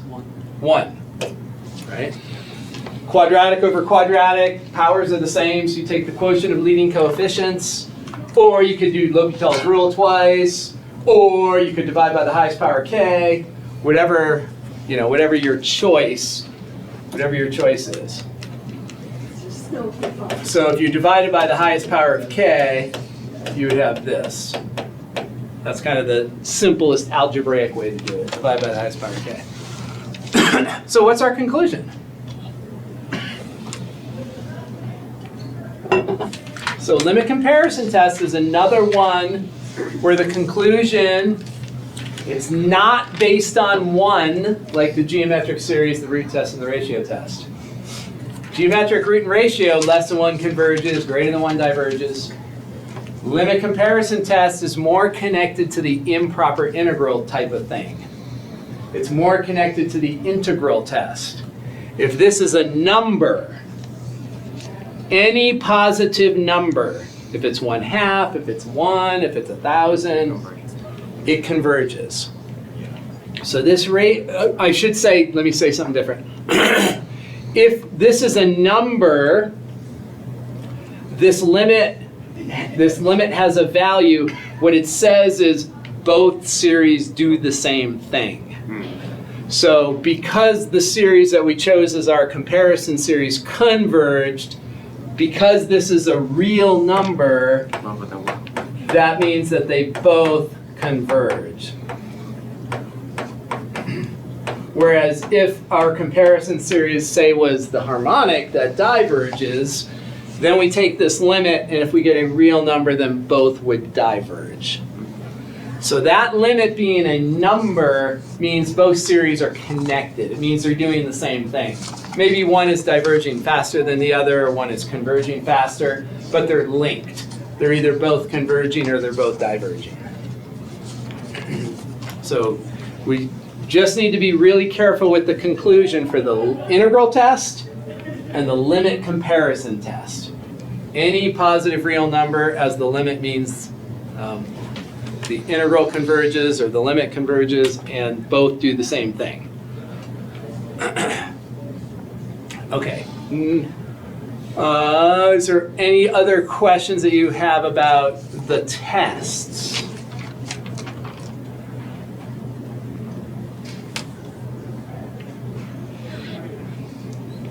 Is there another topic we want to look at, or do we want to use a specific test? Jack? Can you go over trig sub? Trig sub. That's going to be on the phone. Yes. Okay. So, yeah, if we look at, we,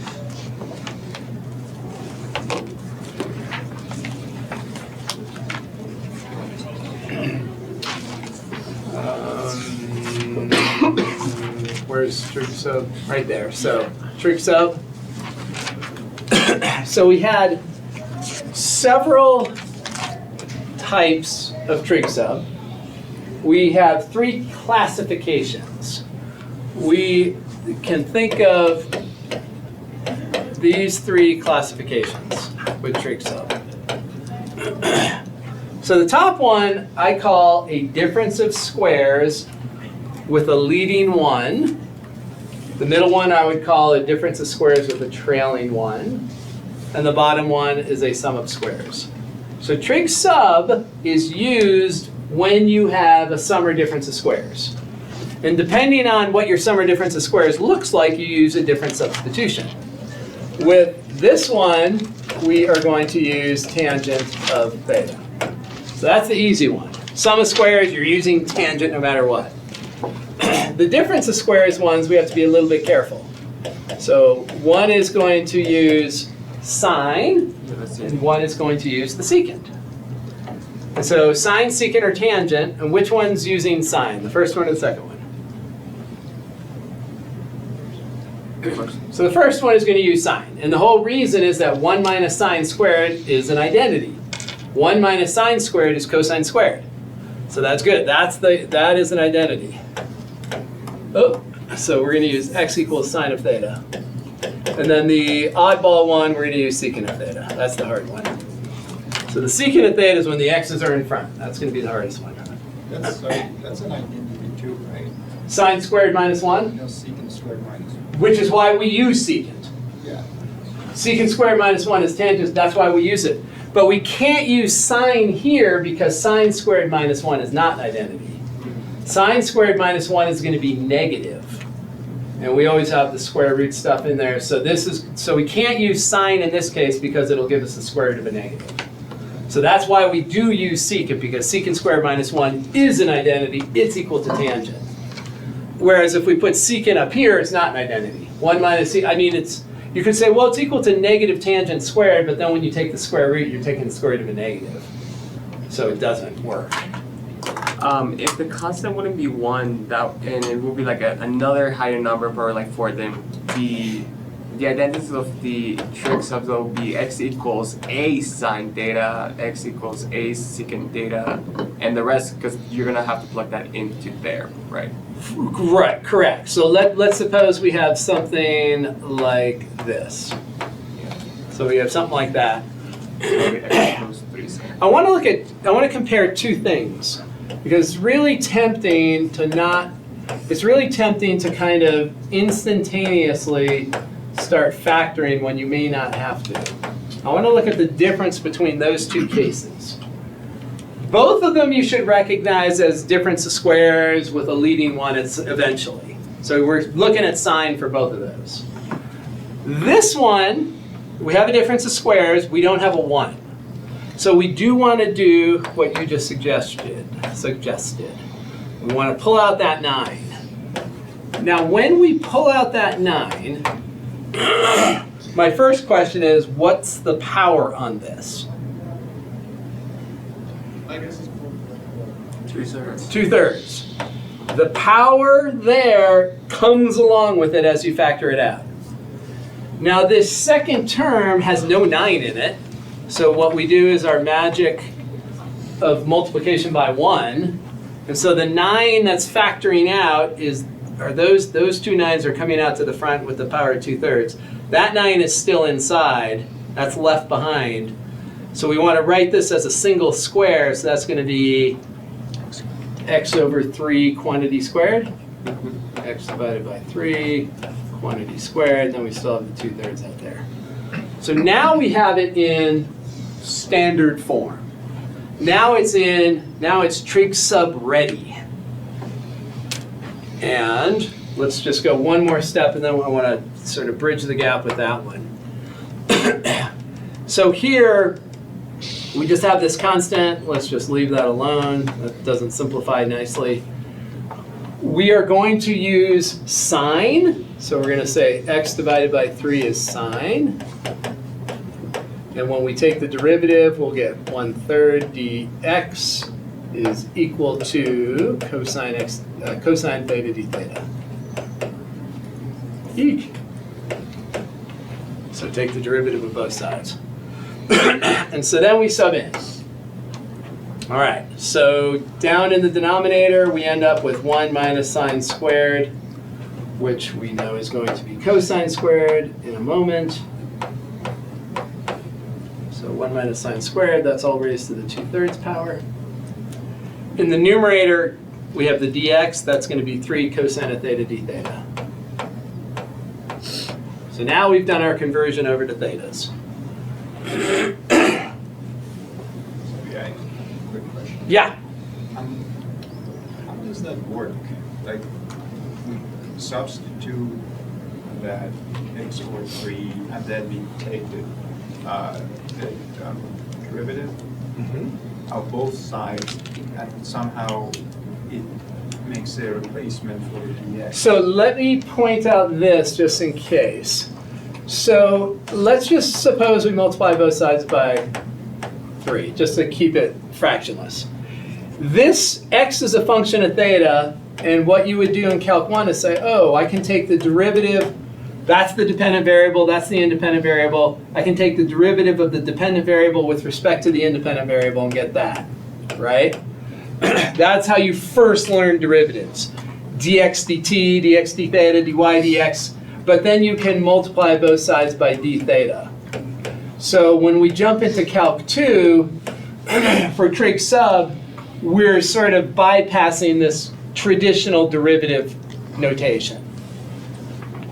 And so we are treating that dy dx or whatever it is as each piece as its own variable, that they're separate. You can multiply both sides by one or the other. So that's how we get the d theta over there. We usually bypass that step though and just sort of take the derivative of this side, and more technically we are taking the differential of both sides. The differential of the left side is 1/3 dx. The differential of the right side is cosine theta d theta. We usually just sort of gloss over that and say take the derivative. And if we technically are taking the derivative, we would have this step in between. And then we turn this derivative statement into this differential statement, differential equation there. And then we do the substitution. Now I want to compare that to this one.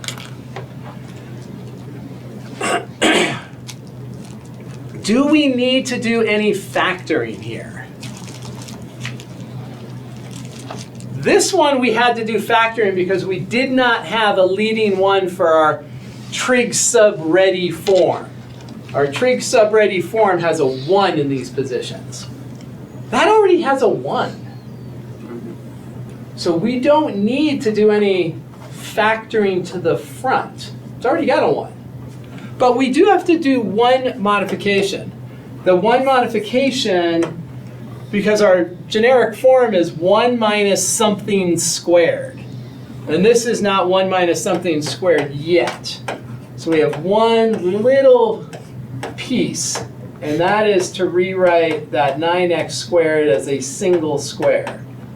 So just like we wrote this as a single quantity squared, over here we want that to be a single quantity that's squared.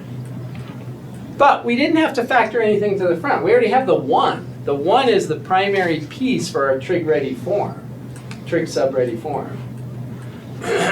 So here, our substitution is going to be 3x is going to be sine of theta. And then we do our derivative / differential business. And we will have that. And when we go to do our substitution, it's going to look a little different.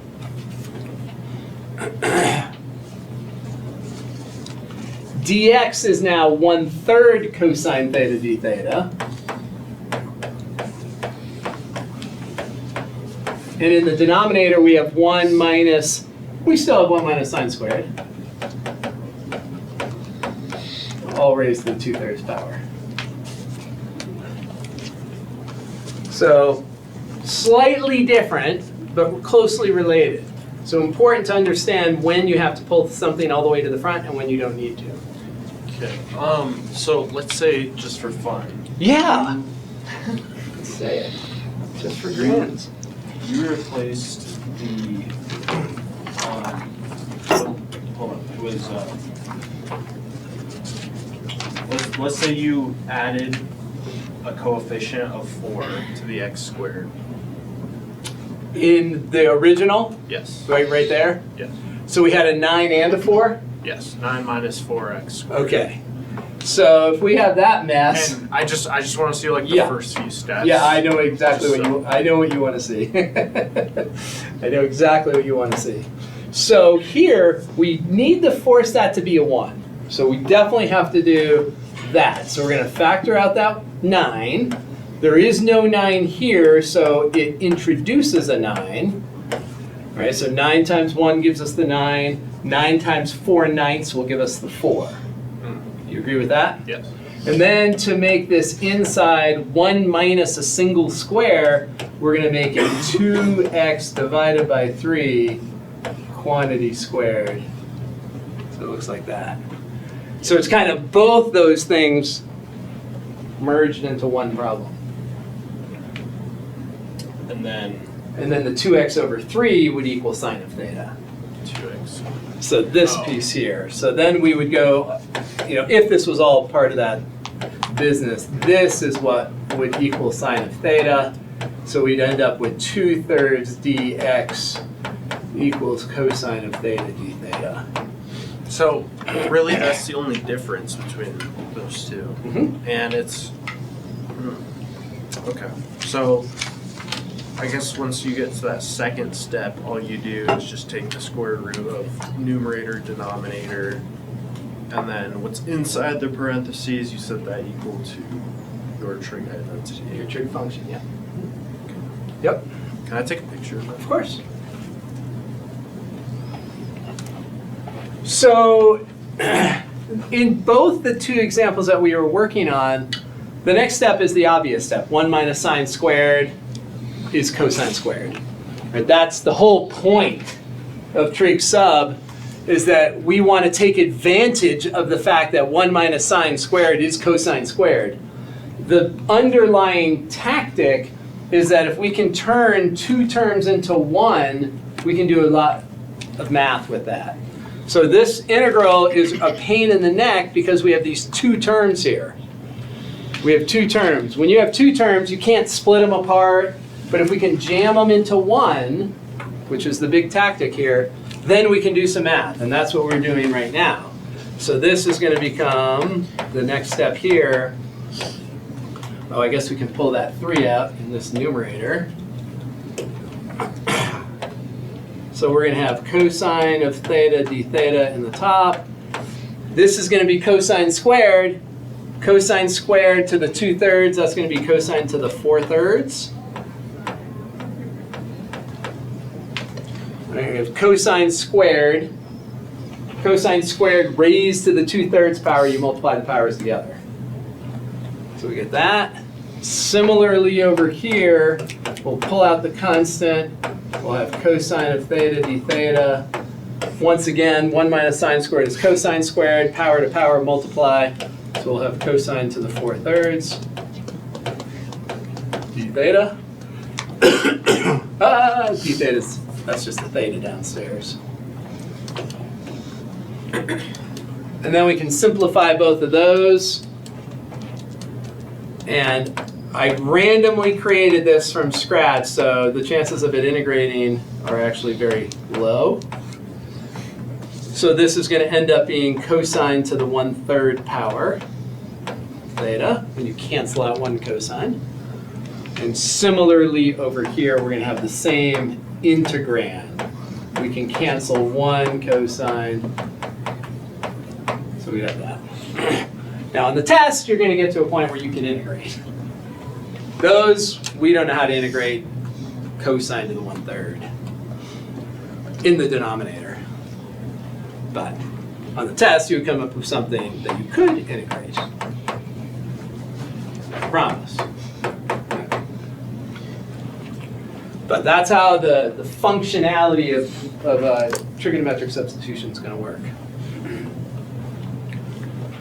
Sorry, when can we use the power reduction on trigonometry? Power reduction, the only time we use it is when we have sine squared or cosine squared. So you can use it if you have other, like there is a power reduction identity for this, but we don't learn those ones. The only ones that we learn are for sine squared and cosine squared. Now we did have a slide that showed us how to power reduce for powers that were positive numbers bigger than 2, but we're not doing it though. It's a pain. It's a real pain. So these two, make sure you've got these two dialed.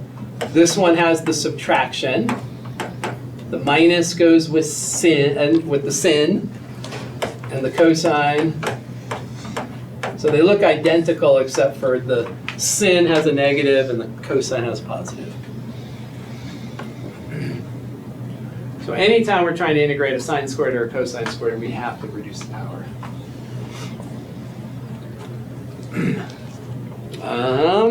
All right, other topics you want to look at an example of, Sebastian? Hyperbolic function? So for the hyperbolics, you need to know your basic derivatives and integrals. Nothing more complicated. So we want to be able to differentiate things. So if we want to take the derivative with respect to x, let's just throw some hyperbolics up here. Let's suppose we have sinh cubed of 4x. Let's do that one first, just straight up power rule-y type thing with chain rule. So if we want to differentiate that, the nice thing about the hyperbolics is that sinh and cosh are each other's derivatives and integrals. So you don't have to worry about a minus sign like we always have to with sine and cosine. So that makes it a little bit nicer in some ways. Now for some folks, it's really helpful to write that power of 3 on the outside so it's a little clearer how the chain rule and power rule are going to work. You don't have to do that, of course. So the first step is to bring the 3 down and subtract 1. And so, and you can do that without putting the parentheses in the 3, as long as you can sort of see this, that the 3 comes down, you subtract 1, you get a 2, but then you have to differentiate the sinh. When you do it in this form, it's a little more obvious that, oh gosh, I still need to differentiate that base. So then we're going to differentiate the base. The derivative of sinh is cosh of 4x. And then we drill into the angle, and the derivative of 4x is 4. So we're going to have that as our derivative. We can simplify that a little bit. We would write this as 12 sinh squared 4x cosh 4x. So there is our derivative.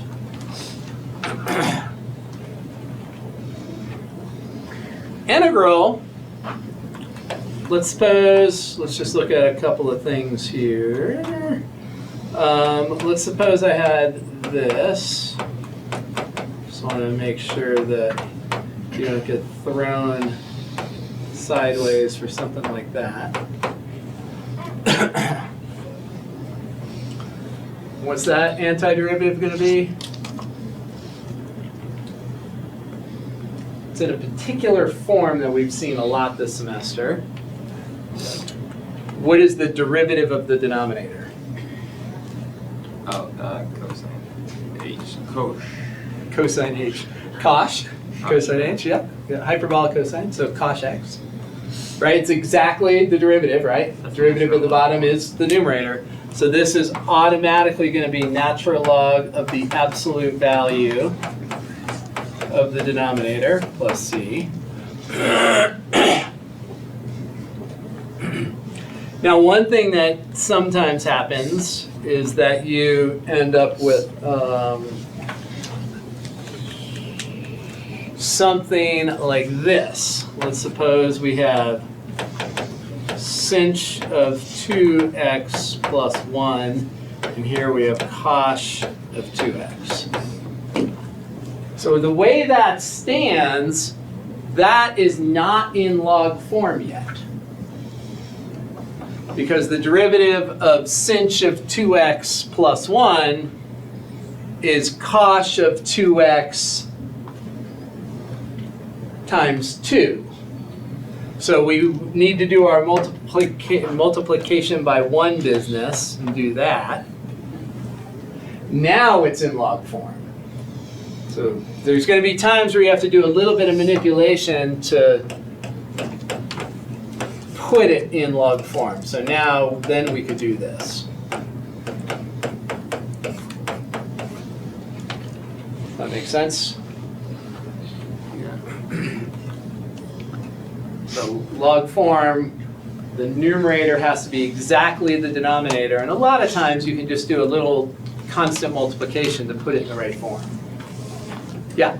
So hyperbolic functions, it's just like practicing derivatives when it comes to like the parallel rules and rules. Mm-hmm. Okay, because I saw like definitions, like for example. Yeah, we're not going to do the definitions where you convert to exponentials. Okay. Yeah, in engineering, a lot of times you'll convert over to exponentials. Okay, but- so this is just derivatives and integration with the tricks. Okay. Yeah. Okay, so that was a struggle. Yeah, so converting over to exponentials becomes important at some stage, just not in Calc 2. But you can write all the hyperbolics as exponential functions. Cool. Yeah. I was going to show you this thing. I need to, maybe I'll put it in the announcements. We had talked a little bit about error approximations and things. We've talked a lot about it. And my son was just doing this super cool problem. When you get into linear algebra, there's this technique called singular value decomposition, which when I was a student was a theoretical result, and it was just cool, but it didn't have a lot of applications. And these days, singular value decomposition in linear algebra is like the most marketable piece of linear algebra. And he showed me this cool application that he did with SVD. And he took an image that was 500 pixels by 500 pixels. So this huge, very big matrix of data, 500 by 500, and scaled it back using SVD, basic linear algebra, into a 10 by 10. And you could barely see the difference in the picture. It was so cool. The way that singular value decomposition works, they use it in all sorts of compression algorithms. And you can scale things by a factor of 10, and visually, you couldn't tell the difference between the two pictures, unless you had really good, you could tell a little bit, but it's kind of cool that you can do these, and it's like using an infinite series, and you just sort of look at more and more and more terms, and the more terms you use, the more pixels you use. But it was kind of neat that you could do that scaling factor and basically lose just a tiny bit of resolution, yet compress it down by a factor of 10 in terms of the size of the file. It's kind of cool. Yeah, it's pretty neat. But undergraduate application in linear algebra, kind of neat. Okay, well, let's stop. I will see you all Thursday. I will be in the Math Center this afternoon. I'll be in the Math Center tomorrow morning. You can email me and get it all straight. Are there any sample questions for For chapter 12, I would just look at the questions that we did in class, and I'd look at the quiz. So for chapter 12, these are the 4 topics that you're going to want to look at. And so if you look at the homework, the quizzes, and what we did in class, you'll have more than enough. Yeah.